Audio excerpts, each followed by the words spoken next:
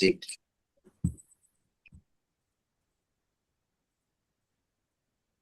Assalamualaikum warahmatullahi wabarakatuh.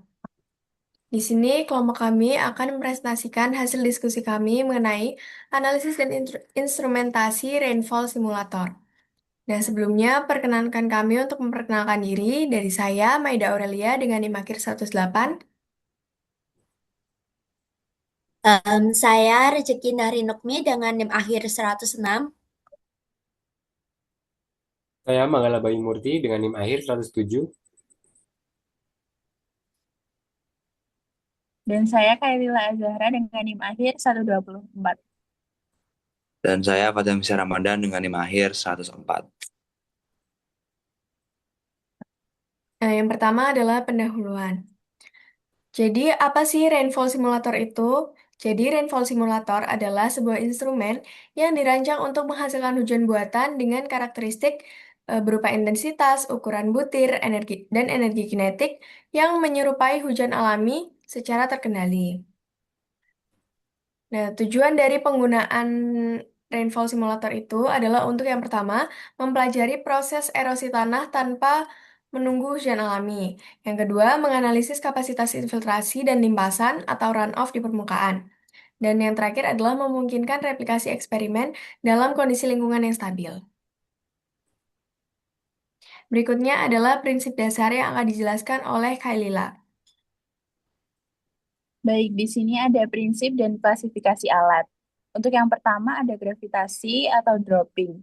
Jadi ini pembentukan tetesan air melalui gaya berat atau free fall, dan ini membutuhkan ketinggian besar kurang dari 10, lebih dari 10 meter agar butiran mencapai kecepatan terminal alami. Kemudian yang selanjutnya ada tekanan atau pressurized menggunakan nozzle untuk memecah aliran air. Intensitas diatur melalui tekanan pompa, lebih praktis untuk menggunakan lapangan. Yang selanjutnya ada portabilitas, dibedakan menjadi tipe portable lapangan untuk tanah asli dan non-portable untuk simulasi laboratorium yang sangat terkontrol.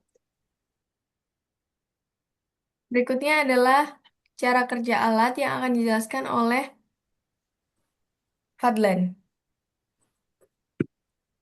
Baik, di sini kita masuk ke dalam diagram alir atau cara kerjanya. Yang pertama itu ada reservoir, yaitu tangki penampung air sebagai sumber utama simulasi. Lalu ke pemompaan, yaitu jadi di sini tuh pompa akan menarik air dan menekan aliran ke sistem ke pipa.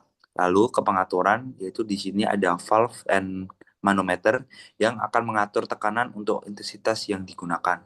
Lalu yang terakhir ada nozzle, yaitu air dipancarkan ke plot tanah sebagai hujan tiruan. Berikutnya ada instrumentasi dan komponen yang akan dijelaskan oleh Manggala Bayu. Oke, selanjutnya komponen utama instrumen. Yang pertama ada framework atau rangka. Itu fungsinya untuk menopang sistem nozzle dan perpipaan pada ketinggian tertentu. Selanjutnya yaitu ada nozzle system, yaitu bagian vital yang menentukan drop size distribution atau disingkat DSD. Lalu yang ketiga ada manometer and valve. Itu instrumen untuk memonitor dan mengontrol tekanan air. Selanjutnya yang terakhir ada media box atau plot.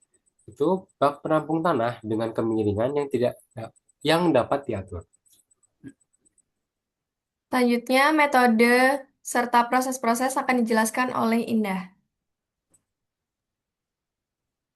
Lalu selanjutnya ada metode analisis dan juga prosedur. Nah, yang pertama itu ada kalibrasi keseragaman atau CU, yaitu dilakukan dengan meletakkan cangkir penampung atau CAT scans pada pola grid di bawah nozzle. Nilai koefisien CU ini harus lebih dari 70% untuk akurasi data. Kemudian ada prosedur eksperimen, yaitu yang pertama dia persiapan media tanah dan juga kemiringan plot. Lalu yang kedua, pengaturan tekanan pompa untuk intensitas target, misal 60 mm per jam. Kemudian yang ketiga, pengumpulan volume limpasan atau runoff setiap interval waktu. Lalu terakhir, yaitu sampling sedimen untuk analisis laju erosi.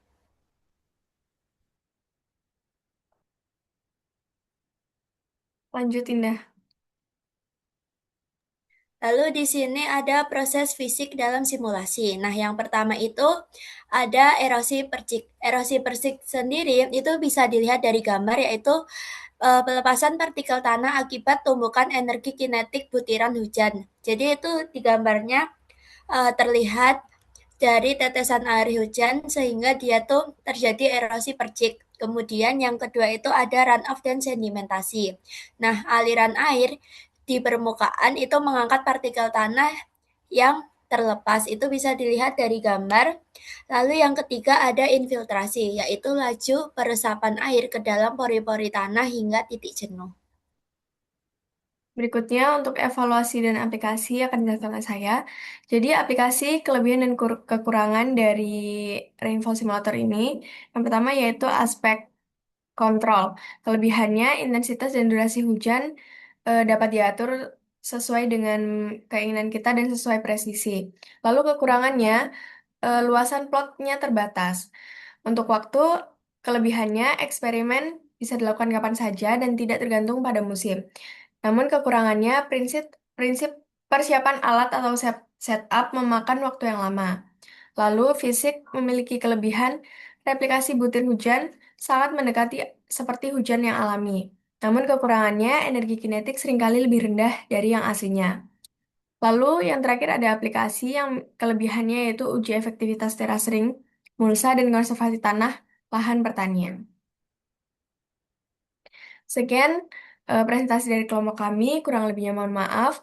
Mungkin untuk pertanyaan bisa di-share ke kolom komentar atau di WA Group. Terima kasih. Wassalamualaikum warahmatullahi wabarakatuh.